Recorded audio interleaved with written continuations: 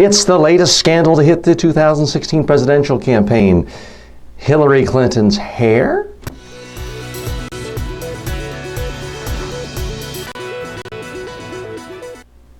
Now, folks, if you haven't seen this on the Drudge Report or other conservative and Republican-leaning websites, you're probably going to think I'm making this up.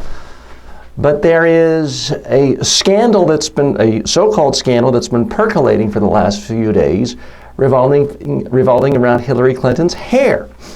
There are a number of photos on the Drudge Report that would suggest that Hillary Clinton is wearing a wig. Wiggate is what it's called. Donald Trump, of all people, has weighed in. Here's the thing, folks.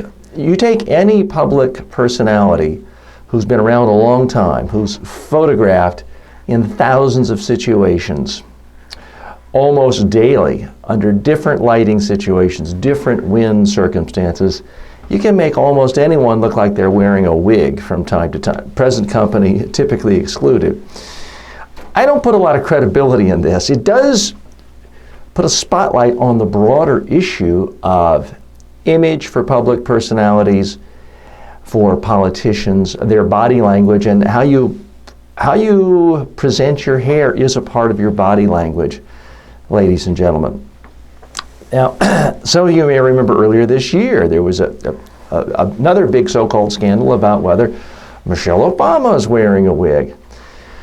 Folks, I don't know 100%, I'm not their hairdressers, but it doesn't really look like it to me, and it's kind of a silly issue, but if it detracts from a public personality's ability to communicate and to put a spotlight on the topic at hand, it is something you have to address and you have to deal with. Now, Hillary Clinton has received a lot of criticism over her hairstyle, various hairstyles over the years. You may remember especially her first term, the first Bill Clinton term in the White House. She changed her hairstyle fairly frequently, and every single time it generated headlines. And it also created a lot of people to say, hey, there's a double standard. Women get picked apart, everything they wear, everything they do with their hair. Men, they get a free pass. A part of that is true. Certainly when it comes to dress, men can wear your basic blue suit, light blue shirt, a solid tie, as I'm wearing, and nobody ever comments. In fact, I'm not doing it now, but there have been times when I've worn the same jacket and tie on my daily show here for 8 months at a time. Nobody noticed. A woman would be criticized for wearing the same dress. In fact, Seinfeld comedies have been premised on that for an entire episode. So there is some double standard, but here's the thing about hair. Now that we have Donald Trump in the race, you can't really suggest that men get a free pass on their hair. No, I don't know of any woman, Hillary Clinton included, who's had as much ridicule as Donald Trump has over his hair. Now, hasn't seemed to hurt him in the polls thus far. He is still number one.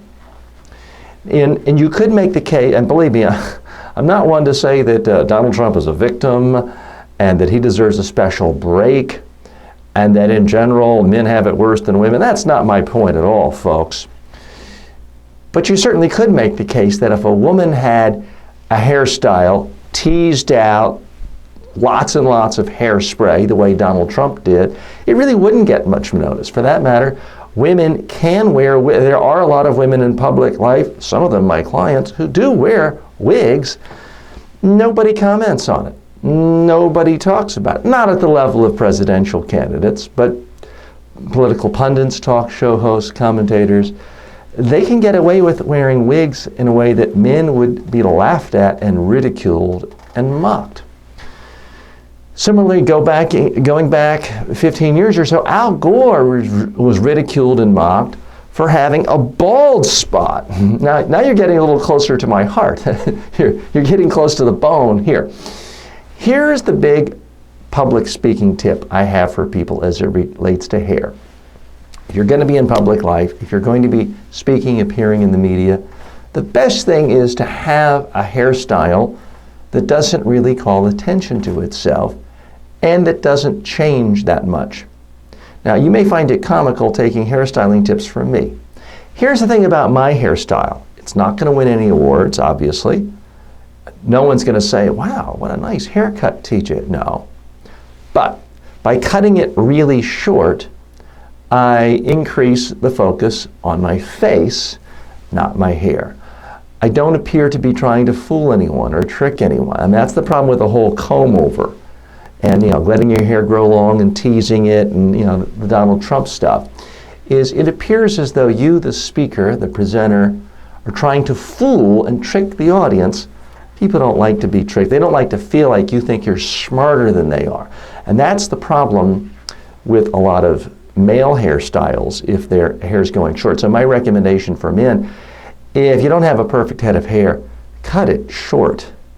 And that way you don't get accused of trying to trick people. You don't become an object of ridicule.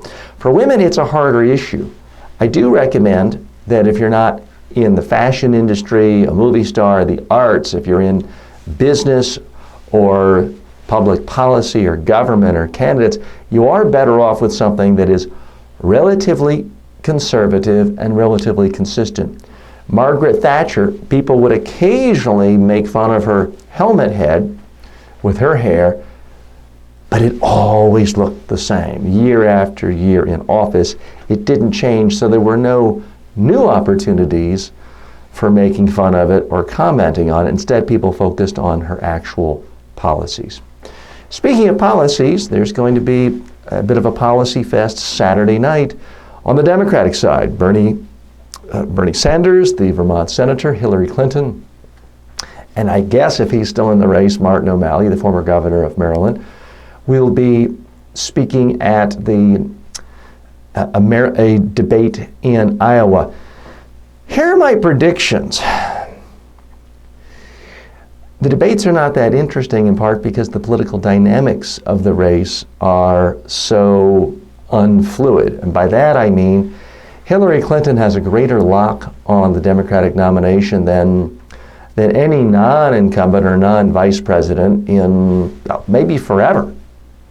I can't remember, certainly in my lifetime, and I'm 52 years old, I can't remember any non-incumbent, non-vice presidential, former vice president of a party having this much of a lock. She's way ahead in the polls. She's way ahead in the polls in almost every state, and New Hampshire is close to Vermont. Maybe Bernie Sanders could win that. Maybe he could win Iowa too, but when you look at the width and breadth of her support from elected officials, from Congress, all across the country, when you look at her support in the poll, it frankly just makes the primary not particularly interesting.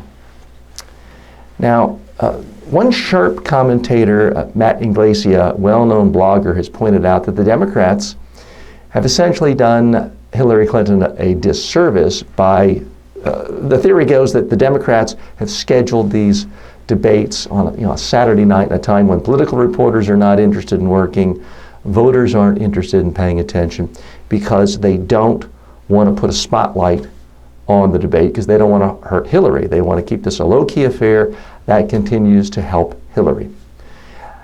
And Matt Inglesia points out that there's a problem with this strategy because if she makes a big blunder, that is going to be replayed again and again and again and again on TV broadcasts, Sunday morning, the rest of the week, every blog.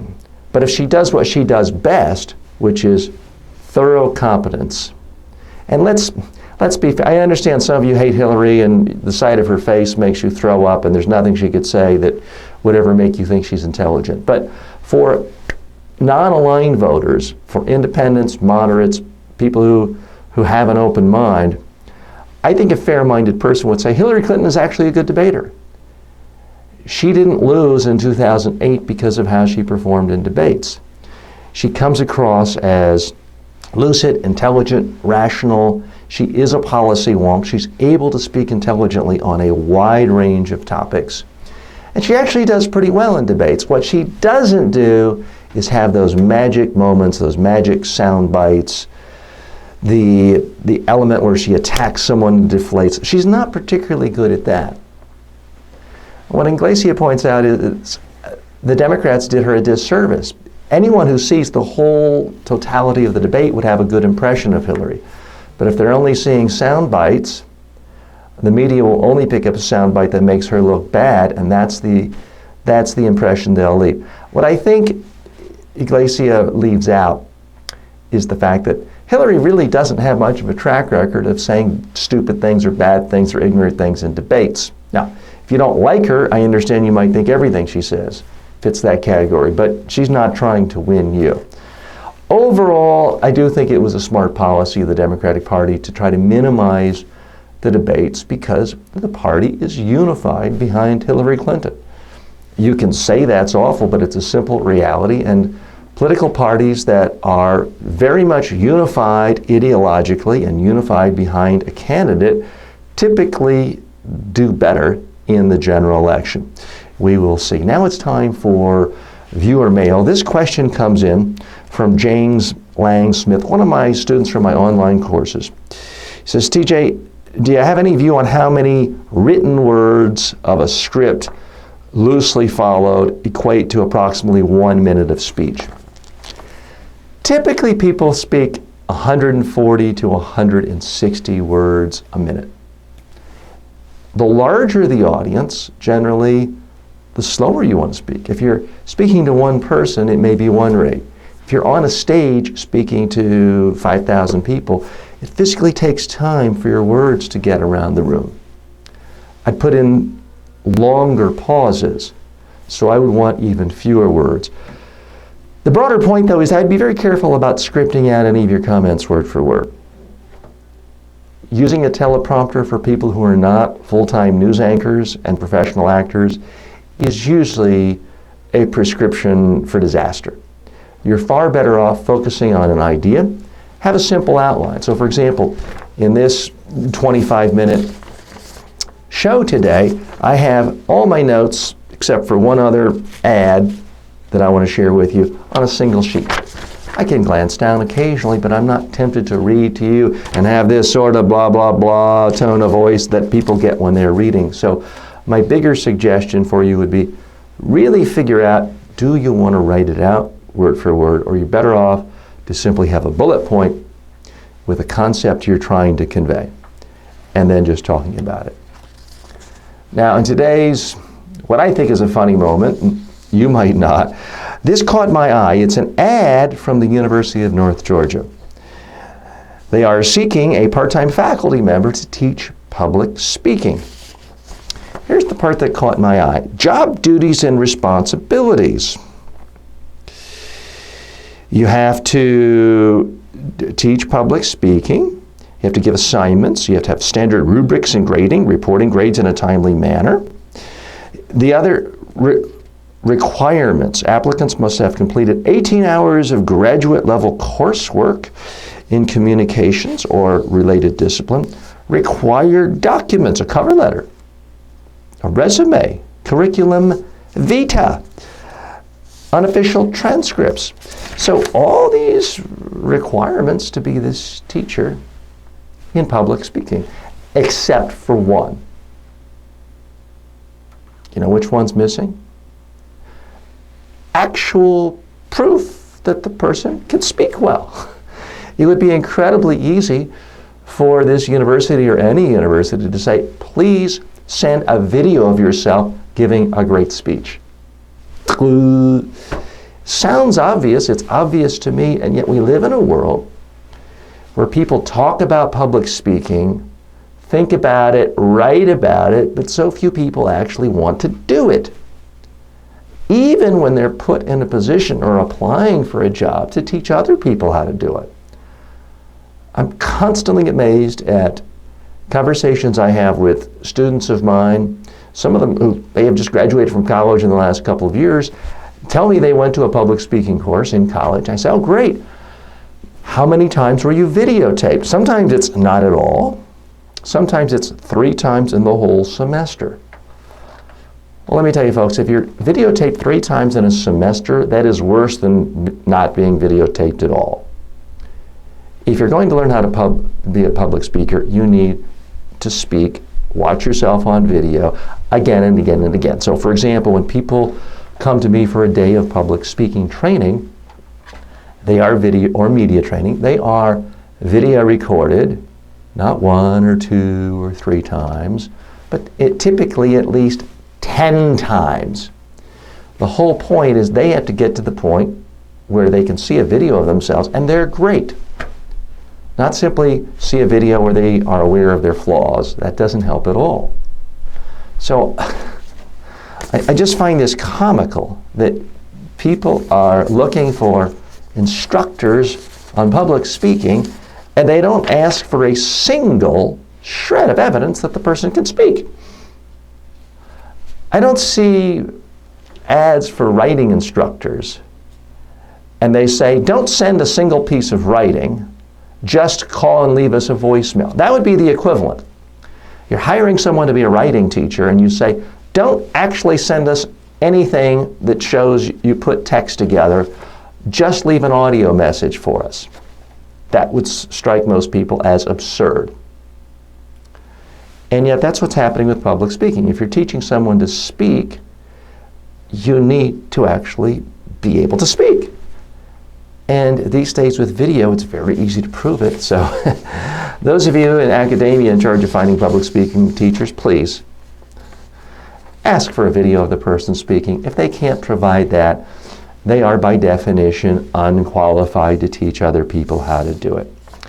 Today's spotlight on online courses goes to our online course for public speaking for kids. Folks, it is never too soon to teach your child how to be a good speaker. Your child is going to have to speak for the rest of his or her life.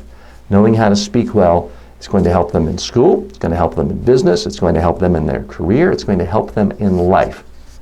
So I urge you, check out the course. You can look at the first few videos at absolutely no charge. Check it out. Go to MediaTrainingWorldwide.com and click on the online courses, and you'll see Public Speaking for Kids. Check it out, and if it seems like a good fit, go ahead and enroll your young Johnny, Susie, Jose, or Sanjay in the course today. I do not think you're going to regret helping your child become a better speaker right away. As always, if you have questions, comments, anything you want to see addressed in this program, please post your comments here in the discussion forum, whether you're watching this on Facebook, YouTube, at my blog, or you can always write me, tj@mediatrainingworldwide.com. And as always, if you haven't yet signed up for our free online course on public speaking or free online video-based course on media training, you can do so today by clicking below on the link or just going to mediatrainingworldwide.com on the home page and signing up for the free course. I'm TJ Walker. Thanks for joining me today.